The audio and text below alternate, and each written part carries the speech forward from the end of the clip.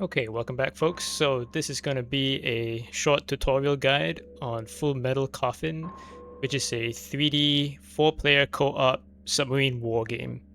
So you play as crewmen in a submarine in a war zone under Antarctica. Don't ask me what the background to the lore is.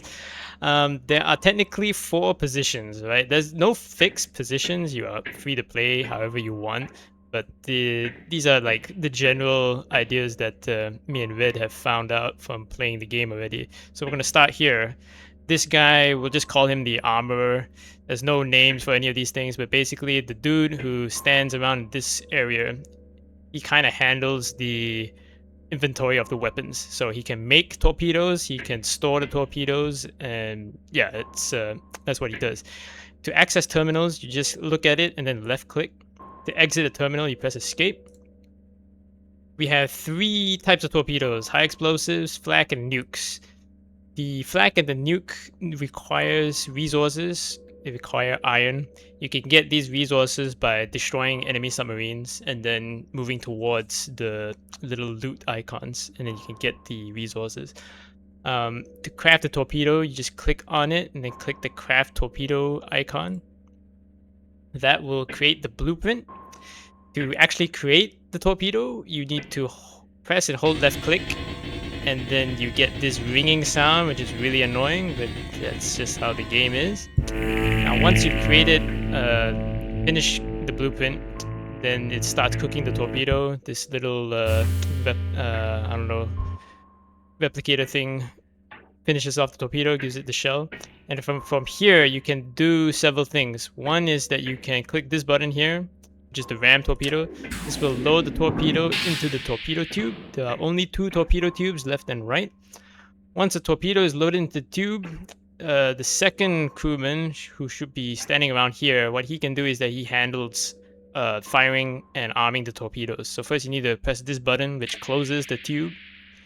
Now once you close the tube, you still need to lock the tube, right? So you need to press this other button, and then this red button lights up and you're ready to fire. This light on the right side indicates what type of torpedo is loaded. So if we go back to the Armorer's position here, you can see that you've got the high explosive, the flak, and the nuke. The high explosive is in blue, the flak is in red, and I don't actually know what the nuke is. I've only fired one, and we were in a combat situation, so I don't know what the color was. But yeah, that's a helpful indicator over there.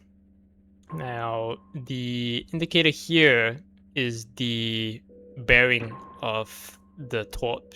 So right now the torpedo, well, no, the submarine is currently pointed at 180, so that's direct south, and that is what reads out here. There is manual firing, which we will get into in a bit, and then that's how these numbers can change. You can fire the torpedoes off angle, off bore, and all that. But going back to the Armorer's position here, so that's how you create the torps and whatnot. Now, other things you can do is that you can cancel the blueprint. You can click this button, so you can cancel the blueprint and pick another one. I'm not entirely sure what this one does. If I ever find out, if anybody else finds out, you can put it in the comment section below. I don't know what teleport torpedo actually does. But the other thing you can do is that, okay, we're gonna have to build one more torpedo. You can store up to 6 spare torps in the rear of the submarine. So there's this little crane here, which is very useful. If you press the button at the top, it will move it forward, and then if you want to move it backward, oh, I'm sorry, if you press the button at the bottom there, yeah, you have moved back and forward. So the crane can move into this position over here, or all the way at the back over there. And what you can do is that you can press these big red buttons here to grab the torpedo. You can grab it like that, and then you can press the back to move the crane back, and here is where the storage area is. So you can have 3 torpedoes per storage, so for a total of 6. So you can press the grab torpedo again, that will put it into this area, and then you have these buttons here which can rotate the ammo rack. So now we have another, empty rack that we can put more torpedoes in.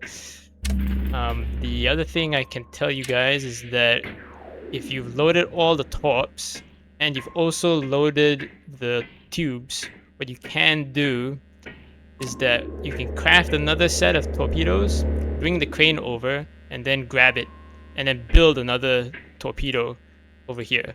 So that way you can have 2 loaded, you can have 4 on hot standby, and then you have 6 in the rear storage compartment. So that's when you fully load the submarine, ready to open a can of whoop ass. So yeah, that's the Armourer. This is what he can do. The crane. Use the crane. Very useful.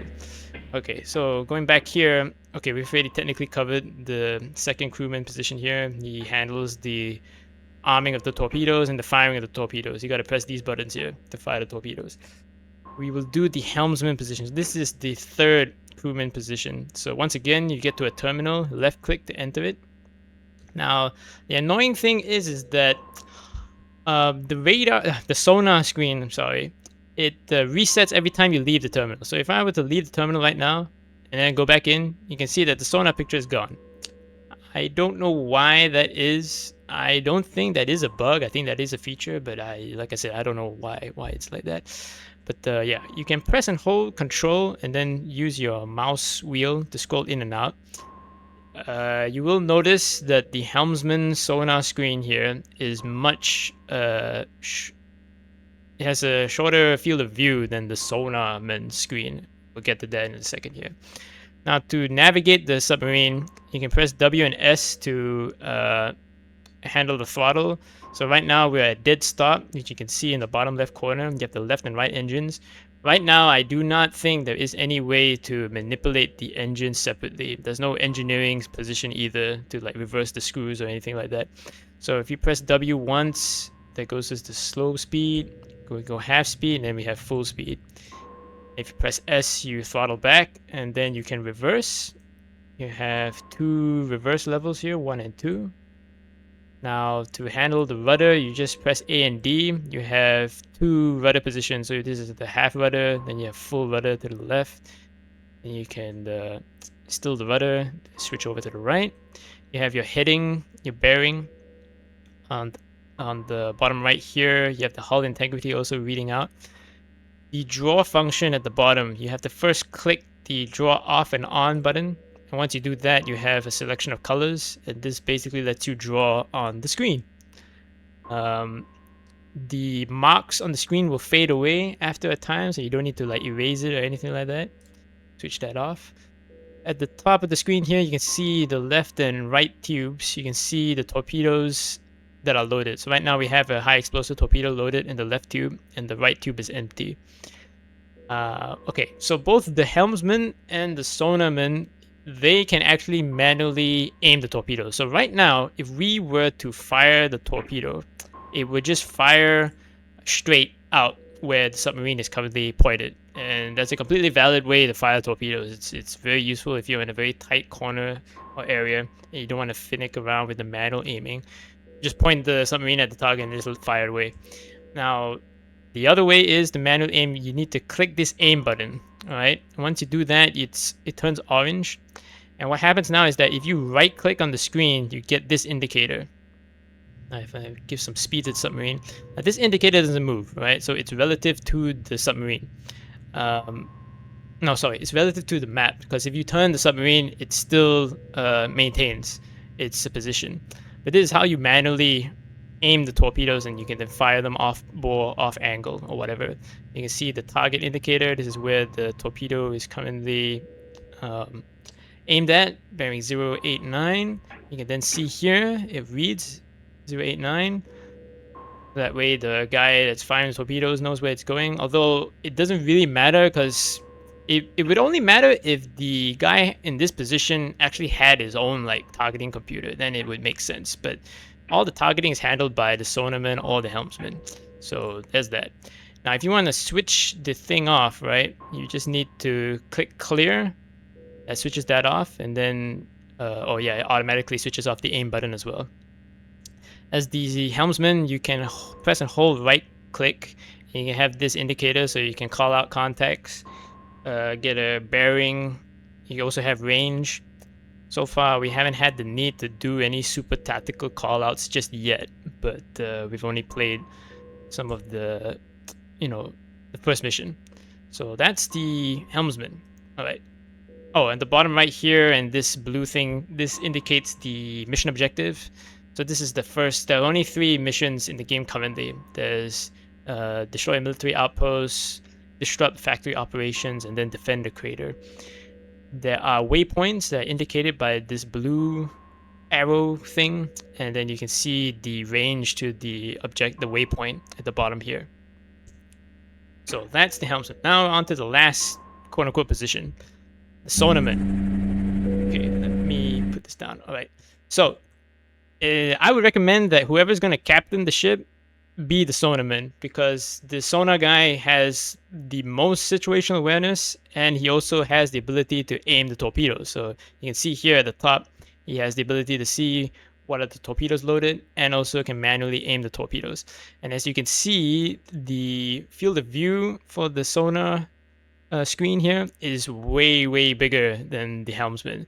So you can do the long range gunnery from this position here. You can see targets way out that the Helmsman just can't on his screen. And that's where the manual aiming comes into play. It becomes very handy, because if you want to like point the submarine at a long range target, you have to coordinate with the Helmsman, and that takes a little bit more time. Right, so how does the sonar work? You have a sonar and you also have a hydrophone, which was really cool, all right? Now, I haven't been able to figure out how to actually play proper stealth combat in the game. I think that it's not fully developed because you don't have countermeasures, and so far I don't think that the amount of noise that the submarine makes, like if we're going at full speed compared to like slow, I don't think that affects the sonar signature. I don't think that's in the game just yet. I could be wrong, but I haven't, after playing the game for about an hour, I haven't seen anything that indicates that that's a mechanic.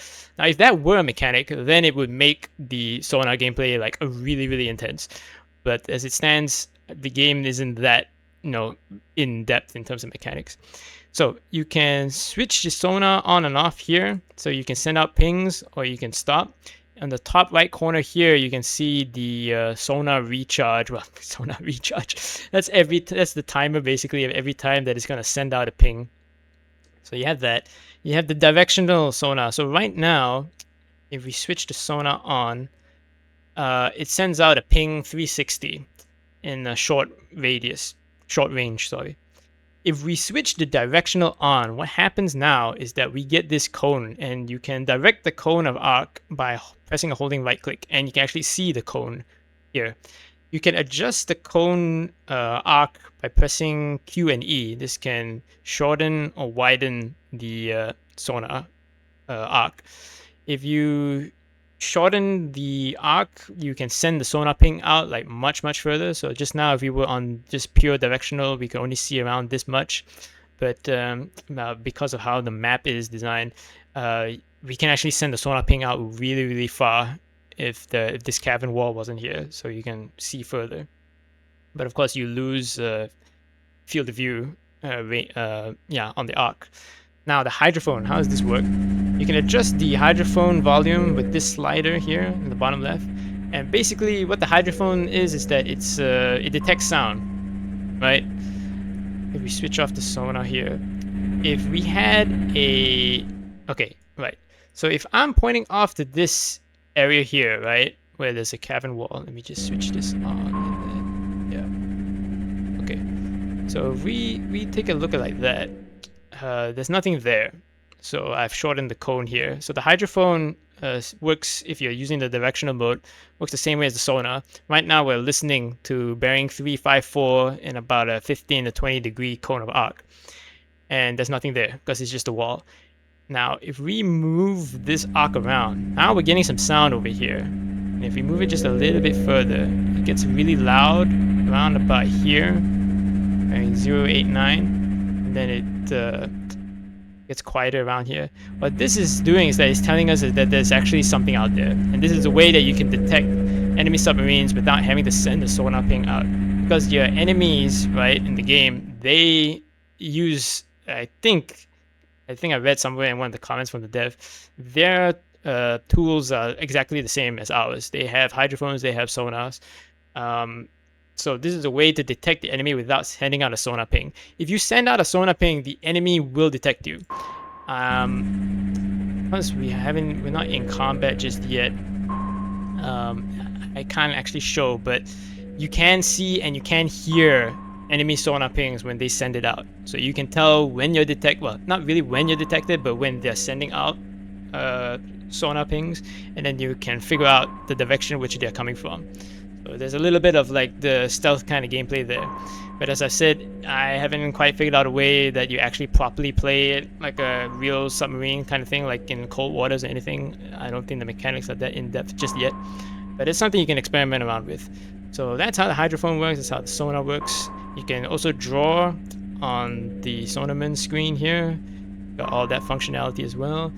As the sonar guy, you can't see the blue waypoint indicator. That's only for the helmsman, but you can see how far away the mission waypoint objective is. So there's that.